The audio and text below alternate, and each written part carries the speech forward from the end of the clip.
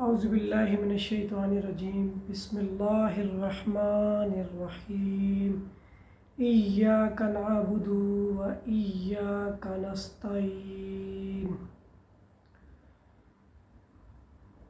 کتاب وحی کا بیان، حدیث نمبر 3، صحیح بخاری شریف۔ رسول اکرم صلی اللہ علیہ وآلہ وسلم پر وحی کا ابتدائی دور۔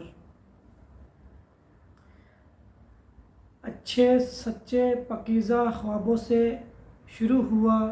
آپ خواب میں جو کچھ دیکھتے وہ صبح کی روشنی کی طرح صحیح سچا ثابت ہوتا۔ پھر من جانب قدرت آپ تنہائی پسند ہو گئے اور آپ صلی اللہ علیہ وآلہ وسلم نے غار حرا میں خلوت نشینی اختیار کی اور کئی دن اور رات وہاں مسلسل عبادت اور یاد الہی ذکر و فکر میں مشغول رہتے، جب تک گھر آنے کو دل نہ چاہتا توشہ ہمراہ لیے ہوئے وہاں رہتے۔ توشہ ختم ہونے پر ہی اہلیہ محترمہ حضرت خدیجہ رضی اللہ تعالی عنہا کے پاس تشریف لاتے اور کچھ توشہ ہمراہ لے کر پھر وہاں جا کر خلوت گزیں ہو جاتے۔ یہی طریقہ جاری رہا یہاں تک کہ آپ پر حق منکشف ہو گیا اور آپ غار حرا ہی میں قیام پذیر تھے کہ اچانک حضرت جبرائیل علیہ السلام آپ کے پاس حاضر ہوئے اور کہنے لگے کہ اے محمد پڑھو۔ آپ فرماتے ہیں کہ میں نے کہا میں پڑھنا نہیں جانتا۔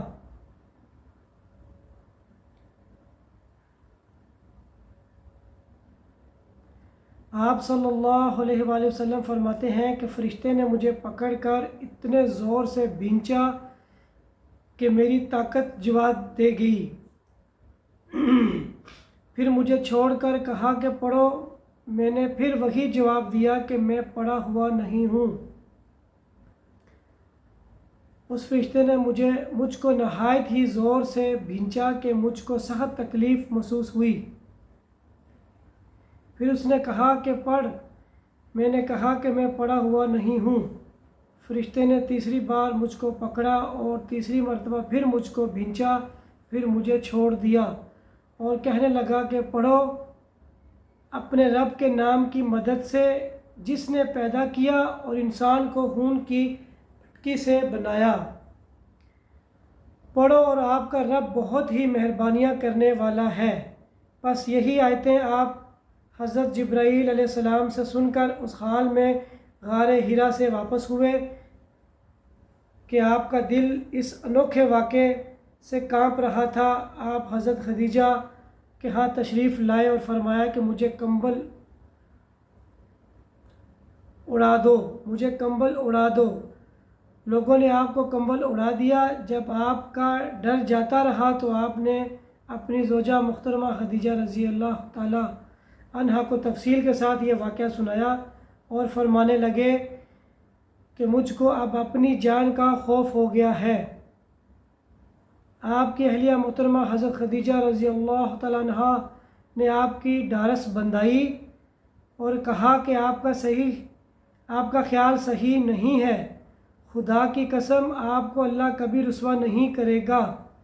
آپ تو اخلاق فاضلہ کے مالک ہیں، آپ تو کنبہ پرور ہیں، بے کسوں کا بوجھ اپنے سر پر کم رکھ لیتے ہیں، مفلسوں کے لیے آپ کماتے ہیں، مہمان نوازی میں آپ بے مثال ہیں اور مشکل میں آپ امر حق کا ساتھ دیتے ہیں۔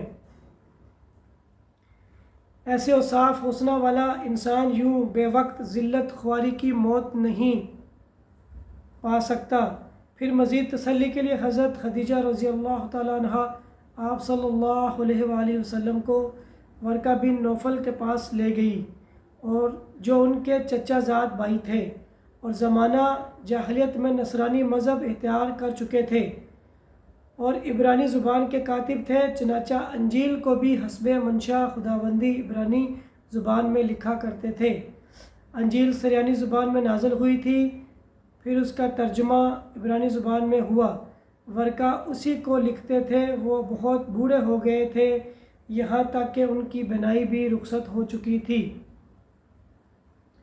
حضرت خدیجہ رضی اللہ تعالیٰ عنہ نے ان کے سامنے آپ کے حالات بیان کیے اور کہا کہ اے چچا زاد بھائی، اپنے بھتیجے محمد صلی اللہ علیہ وآلہ وسلم کی زبانی ذرا ان کی کیفیت سن لیجئے۔ وہ بولے کہ بھتیجے، آپ نے جو کچھ دیکھا ہے اس کی تفصیل سناؤ۔ چنانچہ آپ صلی اللہ علیہ وآلہ وسلم نے از اول تاخر پورا واقعہ سنایا، جسے سن کر ورقہ بے اختیار ہو کر بول اٹھے کہ یہ تو وہی ناموس معزز راز دان فرشتہ ہے جسے اللہ نے حضرت موسیٰ علیہ السلام پر وحی دے کر بھیجا تھا۔ کاش میں آپ کے اس عہد نبوت کا شروع ہونے پر جوان عمر ہوتا، کاش میں اس وقت تک زندہ رہتا جب کہ آپ کی قوم آپ کو اس شہر سے نکال دے گی۔ رسول کریم صلی اللہ علیہ وآلہ وسلم نے یہ سن کر تعجب سے پوچھا کہ کیا وہ لوگ مجھ کو نکال دیں گے، حالانکہ میں تو ان میں صادق و امین و مقبول ہوں؟ ورقہ بولا، ہاں یہ سب کچھ سچ ہے، مگر جو شخص بھی آپ کی طرح امر حق لے کر آیا، لوگ اس کے دشمن ہی ہو گئے ہیں۔ اگر مجھے آپ کی نبوت کا وہ زمانہ مل جائے تو میں آپ کی پوری مدد کروں گا۔ مگر ورقہ کچھ دنوں کے بعد انتقال کر گئے، پھر کچھ عرصہ تک وحی کی آمد موقوف رہی۔